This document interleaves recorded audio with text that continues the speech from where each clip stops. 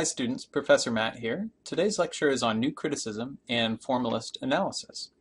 Now before we begin, I'm going to talk a little bit about theory versus criticism. So when we talk about literary theory, theory involves defining what literature is, who an author is, and how readers make meaning. And of course these are very broad and general questions that might seem at first very easy to answer, but it's sort of like opening the proverbial can of worms that once you start to dig deeper into these things, the more elusive that they become.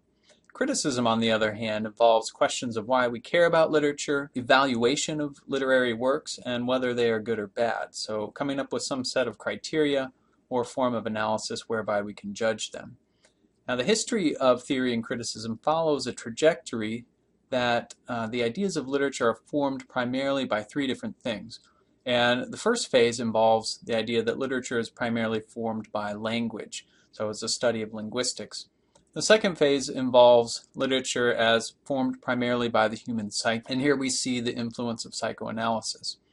In the third phase, we see literature as being understood primarily through social, economic, and historical forces. Another definition, hermeneutics, is the art of interpretation, and hermeneutics becomes necessary when the meaning of a text is important and simultaneously that meaning is difficult to discern. Some might say that theory is useful in and of itself, but others might argue that theory is useful to the extent that it informs criticism and helps put those theories into practice. Many of you might be unfamiliar with different literary theories, schools of criticism, but if you've taken a literature course and not been defined as having been taught a certain theory, then probably what you've been doing is a form of formalist theory. And formalism is the oldest school of theory. It dates all the way back to Aristotle's book Poetics, which was an argument against Plato's notion that poetry imitates reality badly. The Greek word here for imitation is mimesis. And Aristotle was arguing that poets are not so much imitating reality as they are reconstructing it. Plato's emphasis had been, on the other hand, that of the harmful effects of poetry and drama on society because they were seen as misleading imitations of truth. And Aristotle's counterargument was that poetry presents things not as they are, but as they should be. New criticism is a specific school of formalism that begins in the 1930s. And the new critics focused on very close readings of a text, and they helped to revolutionize the literature classroom by demonstrating that the study of literature was far more than just recitation and appreciation. The new critics picked up on the philosopher Kant's term, the purposeful versus the purpose of. And in looking at experiencing objects or text as being pleasant or unpleasant versus thinking about those texts on more cognitive grounds. So the text as purpose of means that the text has meaning unto itself, rather than simply saying the text brings me pleasure or it doesn't bring me pleasure, and I'm going to use that as sort of the measure or the criteria by which I evaluate a text, whether it does something for me, and saying rather, what is the text trying to do on its own terms? And the new critics would study the text as having meaning unto itself, looking at its internal coherence, looking at its organization, looking at its complexity. And as such, the readers begin to appreciate the work on its own terms, right? Again, not because they have any selfish interest, the text is going to bring me pleasure or displeasure. That would be instrumental interest. In the new critical tradition, the realization that we can appreciate objects, or we could substitute that with other people, without having the instrumental interests, those selfish designs, is it bringing me pleasure or not, is really foundational to our value as independent moral agents. And so the freedom of the literary text from our own desires, our own selfish designs, is really the moral basis of integrity in the formalist tradition. And it establishes a real sense of ethics from a formalist perspective. Now, modernist writers like T.S. Eliot helped to create what's called the literary canon. The canon is an exclusive list of works or authors that are worthy of critical study. Now, John Crowe Ransom was the figure who coined the term new criticism. And this was a school of formalism that was going against two traditions of literary scholarship in academia at the time. One of those being philology, which is the Greek word for the love of words. and essentially is a study of linguistics and literature in historical context.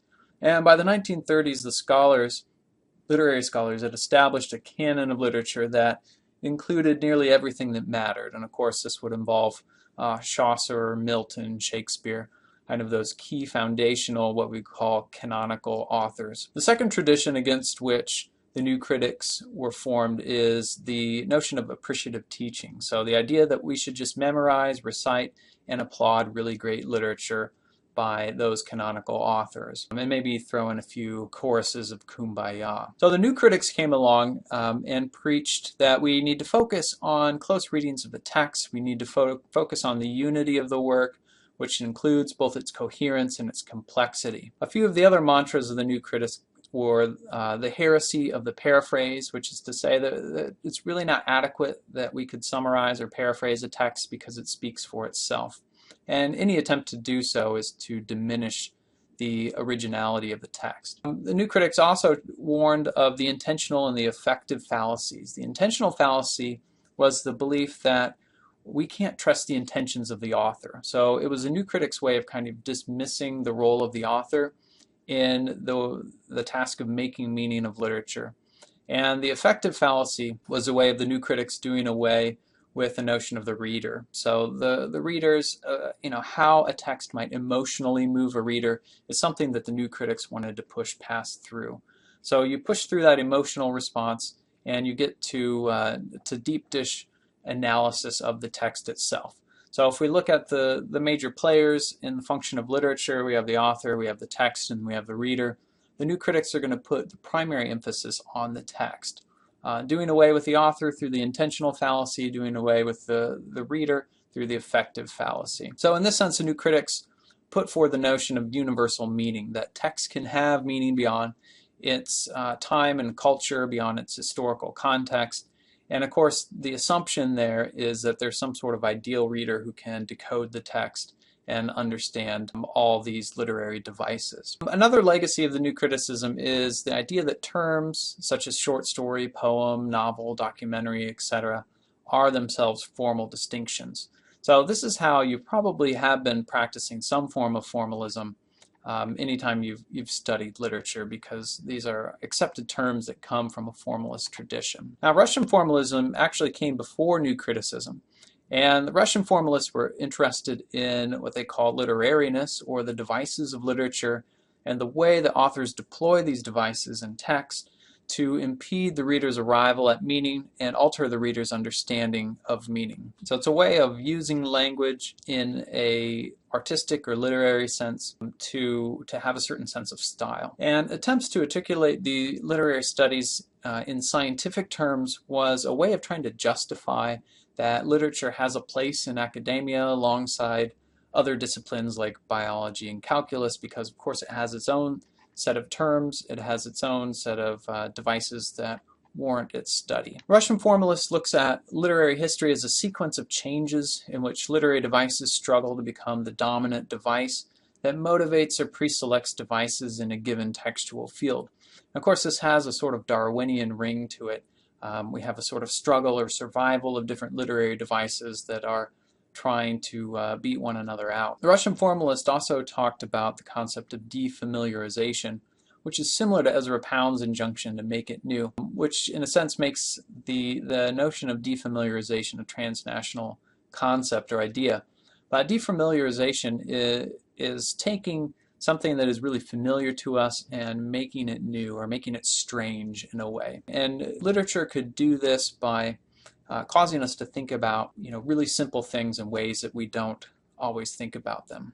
The Russian formalists make a distinction between form and content, and the arguments put forward that in attempting to isolate something as content, it turns out at the bottom to be a device among other devices.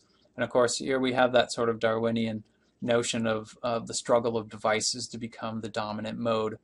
And we can chart the difference between evolution or modification of form. Evolution being sort of a more organic way that literary devices develop.